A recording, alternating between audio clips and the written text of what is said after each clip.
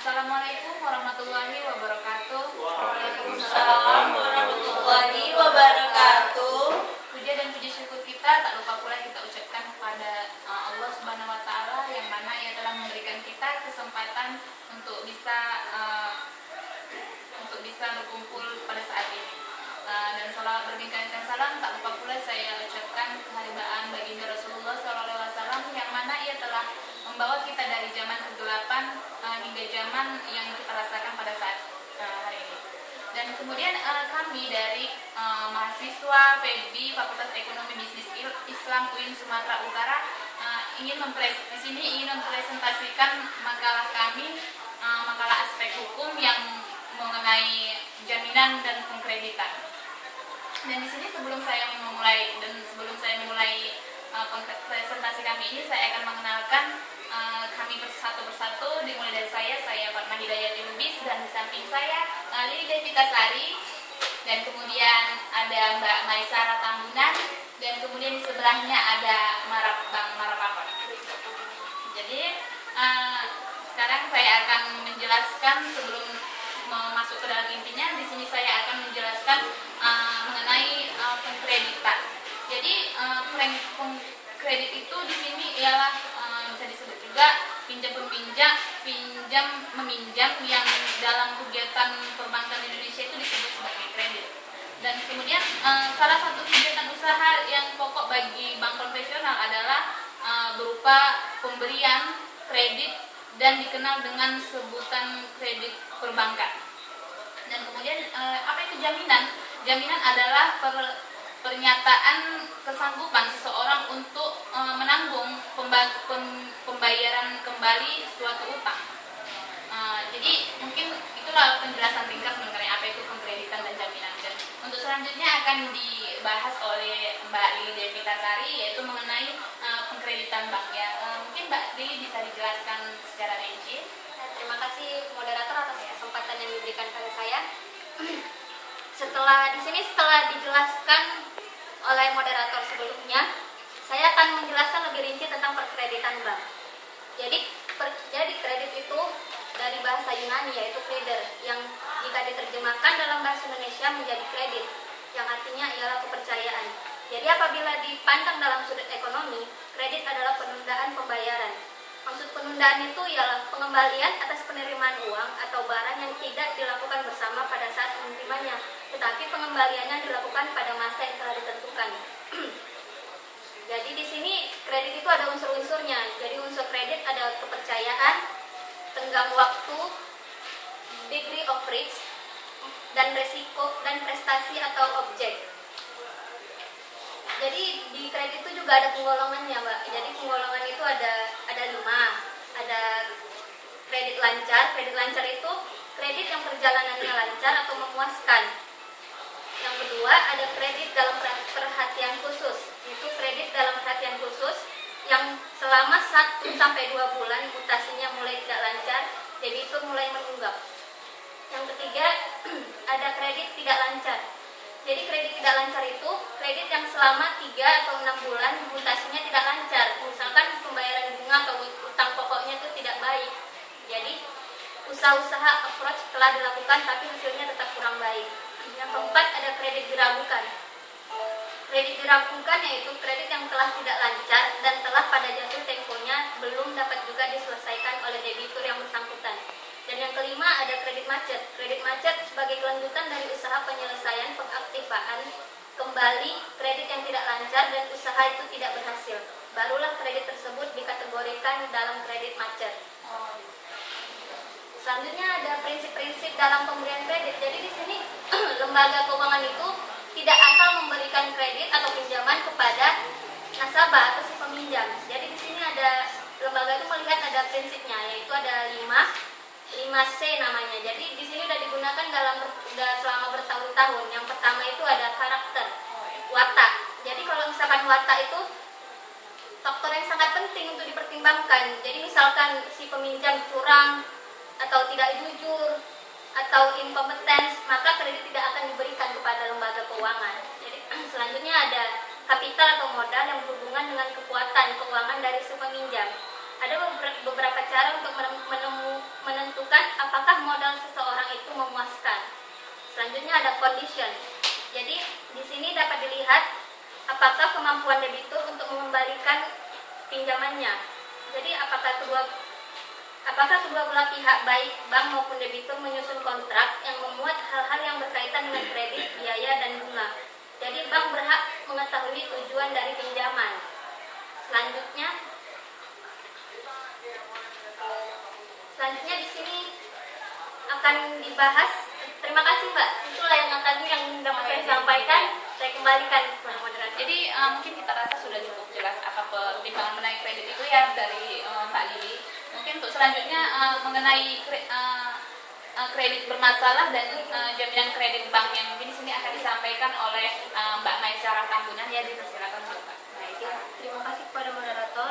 Dan di sini saya akan melanjutkan ya, kredit bermasalah. Kredit bermasalah adalah di mana keadaan seorang nasabah sudah tidak sanggup lagi untuk membayar sebagian atau seluruh kewajibannya kepada bank seperti yang telah diperjanjikan. Penyebab kredit macet itu ada dua. Yang pertama error omission atau IO. Timbulnya kredit macet ini diakibatkan oleh keadaan unsur kesengajaan untuk melanggar kebijakan dan prosedur yang telah ditetapkan. Yang kedua error commission, dan kredit macet karena memanfaatkan lemahnya peraturan atau ketentuan, yaitu memang belum ada atau sudah ada tetapi tidak jelas. Kredit yang disalurkan jika banyak yang macet akan menimbulkan kerugian yang besar. Selanjutnya, jaminan kredit bank. Secara umum, jaminan kredit bank diartikan sebagai penyerahan kekayaan atau pernyataan kesanggupan seseorang untuk menanggung pembayaran kembali suatu utang. Undang-Undang Nomor 14 Tahun 1967 tentang pokok-pokok perbankan pasal 24 menyebutkan bahwa bank umum tidak memberikan kredit tanpa jaminan kepada siapapun. Berdasarkan pengertian tersebut, nilai dan legalitas jaminan yang dikuasai oleh bank atau yang disediakan oleh debitur harus cukup untuk menjamin fasilitas kredit yang diterima nasabah ataupun debitur. Yang kedua, kegunaan jaminan kredit. Kegunaan jaminan kredit adalah sebagai berikut. Yang pertama, memberikan hak dan kewajiban kepada bank untuk mendapatkan pelunasan dari agunan apabila debitur melakukan cedera janji, yaitu pembayaran kembali utangnya pada waktu yang telah ditetapkan atau dijanjikan. Yang kedua, menjamin agar debitur berperan serta dalam transaksi untuk membiayai usahanya. Yang ketiga, untuk memberikan dorongan kepada debitur untuk memenuhi janjinya. Dapat disimpulkan bahwa jaminan kredit bank berfungsi untuk menjamin pelunasan utang debitur jika debitur mengalami cedera janji atau pilot. Jaminan kredit akan memberikan jaminan kepastian hukum kepada pihak perbankan bahwa kreditnya akan tetap kembali dengan cara mengeksekusi jaminan kredit perbankannya. Terima kasih, saya kembalikan kepada moderator. Jadi tadi kita sudah dengar Mbak Maisarah sudah menjelaskan mengenai kredit masalah dan jaminan kredit bank. Dan kemudian untuk selanjutnya akan dijelaskan oleh Bang Marapahot, yaitu mengenai penggolongan jaminan bank. Ya, silakan untuk Bang Marapahot.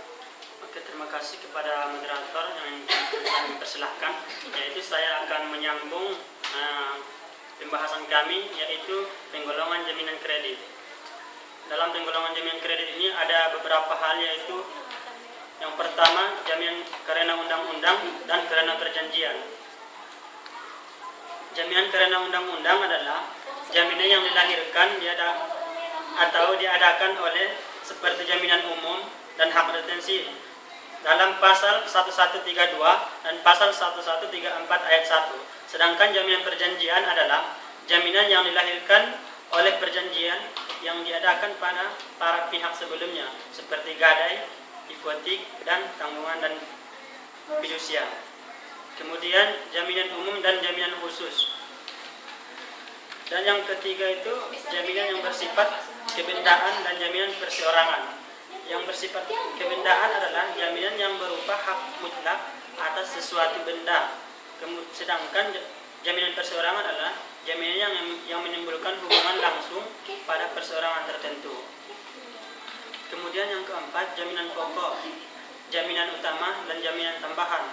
Yang kelima, jaminan atas benda bergerak dan tidak bergerak. Seterusnya yang keenam adalah jaminan regulatif dan jaminan non-regulatif. Jaminan regulatif adalah jaminan kredit yang kelembagaannya sendiri sudah diatur secara eksplisit dan sudah terdapat pengakuan dalam peraturan perundang-undangan yang berlaku. Sedangkan jaminan non-regulatif ini ada yang berbentuk jaminan kebendaan seperti pengalihan tagihan dagang, pengalihan tagihan asuransi, tetapi ada juga jaminan non-regulatif yang semata-mata hanya bersifat kontraktual seperti kuasa menjual dan lain-lainnya. Yang ketujuh, jaminan konvensional dan jaminan non-konvensional.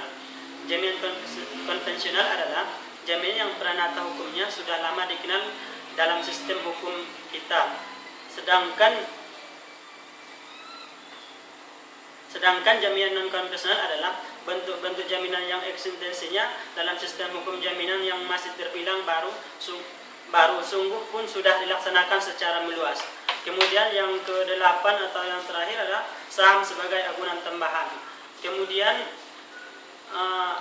penyelamatan dan penyelesaian kredit bank.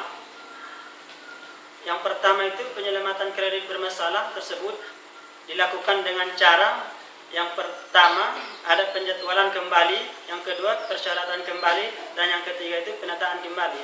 Di mana penjadwalan kembali yaitu perubahan syarat kredit yang hanya menyangkut jadwal pembayaran dan atau jangka waktunya. Yang persyaratan kembali yaitu perubahan sebagian atau seluruh syarat-syarat kredit yang tidak terbatas pada perubahan jadwal pembayaran. Dan yang ketiga adalah penataan kembali yaitu perubahan syarat kredit yang meliputi penjadwalan kembali dan persyaratan kembali. Kemudian yang kedua penyelesaian kredit macet adalah yang pertama penyelesaian kredit bermasalah secara damai, dan yang kedua penyelesaian kredit bermasalah secara saluran hukum. Oke, terima kasih. Kami kembalikan kepada moderator.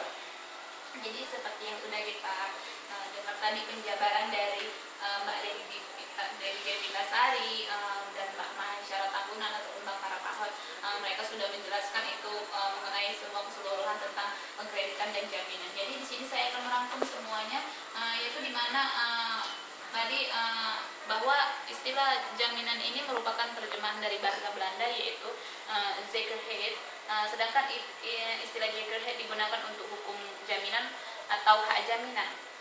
Namun istilah hukum jaminan ternyata mempunyai makna yang lebih luas dan umum serta bersifat mengatur dibandingkan dengan hak jaminan seperti hanya hukum kebendaan yang mempunyai ruang lingkup yang lebih luas dan mempunyai sifat mengatur daripada hak kebendaan. Dan kemudian sedangkan istilah kredit itu berasal dari bahasa Yunani yaitu kreder, yang jika diterjemahkan dalam bahasa Indonesia menjadi kredit, yang artinya ialah kepercayaan, yaitu kepercayaan seseorang atau badan hukum yang memberikan kredit percaya bahwa si penerima di masa mendatang akan sanggup memenuhi segala sesuatu yang telah diperjanjikan. Dengan demikian dapat ditarik kesimpulan bahwa dasar diberikan kredit ialah suatu kepercayaan. Jadi apabila dilihat dari sudut ekonominya, kredit ini adalah merupakan suatu penundaan pembayaran. Maksud dari penundaan pembayaran ialah pengambilan atas penerimaan uang atau barang yang tidak dilakukan oleh bersama pada saat menerimanya, tetapi pengembaliannya dilakukan pada masa yang telah ditentukan. Kemudian secara umum jaminan kredit diartikan sebagai penyerahan kekayaan atau penyertaan kesanggupan seseorang untuk menanggung pembayaran kembali suatu utang. Jadi mungkin sudah jelas apa yang telah kami presentasikan dari makalah kami ini. Mungkin cukup sekian dari kami. Kami sudahi dengan membacakan alhamdulillah. Alhamdulillahirabbil alamin. Jadi wassalamualaikum warahmatullahi wabarakatuh. Waalaikumsalam